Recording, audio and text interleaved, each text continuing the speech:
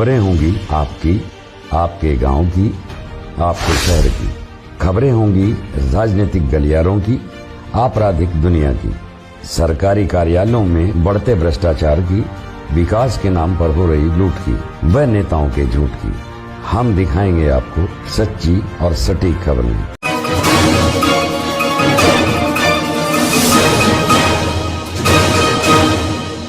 देश की राष्ट्रीय राजधानी दिल्ली का मुख्यमंत्री कौन होगा, ये सस्पेंस आज खत्म हो गया है। दरअसल मुख्यालय में हुई पार्टी की विधायक दल की बैठक में नए सीएम का नाम तय कर लिया गया है, जिसके मुताबिक दिल्ली के नए मुख्यमंत्री के रूप में रेखा गुप्ता का नाम का ऐलान किया गया है। जी हां, विधायक दल की बैठक में रेखा गुप्ता को नया मुखिया बनाया जाएगा दिल्ली का, ये बात तय हो गई है और उन्हें विधायक दल की बैठक में नेता चुन लिया गया है। यानी कि रेखा गुप्ता अब दिल्ली की नई मुख्यमंत्री होंगी। 50 साल की रेखा गुप्ता शालीमार बाग से विधायक है।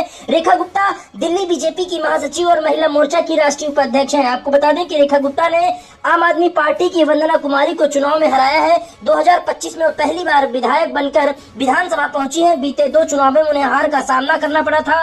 बीजेपी ने पहली बार किसी महिला को दिल्ली का सीएम बनाया है। देखा जाए तो राजधानी में मिली ऐतिहासिक जीत को बीजेपी ने और ऐतिहासिक कर दिया है, एक महिला को मुख्यमंत्री चुनकर। आपको बता दें कि रेखा गुप्ता ने अपना पूरा जीवन पार्टी को दिया और लगातार वो बीजेपी में काम करती रही। वो मूल रूप से हरियाणा की रहने वाली है, यानी कि उनका जन्म हरियाणा में हुआ है। वहीं नई दिल्ली सीट पर अरविंद केजरीवाल को हराने वाले प्रवेश वर्मा डिप्टी सीएम होंगे। कुल मिलाकर बीजेपी ने तमाम कयासों को पीछे छेड़ते हुए महिला चेहरे पर दांव खेला है और वैश्य समाज से आने वाली रेखा गुप्ता को सीएम बनाने का फैसला किया है। गुरुवार को रामलीला मैदान में दिल्ली की चौथी महिला मुख्यमंत्री के तौर पर शपथ लेगी। शपथ ग्रहण समारोह लगभग 12 बजे के आसपास होगा, जिसमें 30,000 से ज्यादा लोगों के शामिल होने की उम्मीद है। वहीं कई वीवीआईपी भी शामिल होंगे। इसके अलावा साधु संतों को भी बुलाया गया है, चाहे वो बाबा रामदेव हो, बागेश्वर धाम सरकार के मुखिया हो, धीरेन्द्र शास्त्री, उन्हें भी निमंत्रण दिया गया है। इसके अलावा देश के बड़े कारोबारियों और आम आदमी पार्टी के भी नेताओं को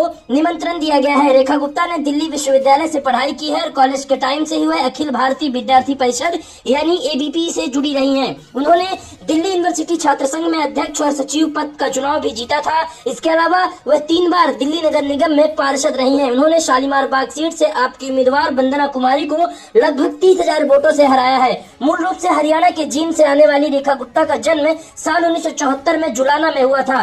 एसबीआई बैंक में पिता की नौकरी लगने के बाद उनका परिवार दिल्ली शिफ्ट हो गया था। हालांकि अब भी उनका परिवार जुलना में कारोबार करता है। दिल्ली से सटे हरियाणा से ताल्लुक रखने की वजह से रेखा गुप्ता का अपने गृह राज्य में आना जाना लगा रहता है। विधायक बनने से पहले रेखा गुप्ता बीजेपी में संगठन के स्तर पर भी अहम जिम्मेदारियां संभाल चुकी हैं। वह बीजेपी महिला मोर्चे की राष्ट्रीय उपाध्यक्ष है और दिल्ली बीजेपी में महासचिव का पद भी संभाल रही है। डीयू के दौलत राम कॉलेज से पढ़ाई करने वाली रेखा गुप्ता के पास एमए और एमबीए की डिग्री है। खास बात यह है कि वे लंबे वक्त से आरएसएस की सक्रिय सदस्य और संघ के कार्यक्रमों में बढ़ चढ़कर हिस्सा लेती हैं। अगर एक हाईलाइट के तौर पर बात करें तो 1994-95 में दौलत राम कॉलेज की सेक्रेटरी रही है।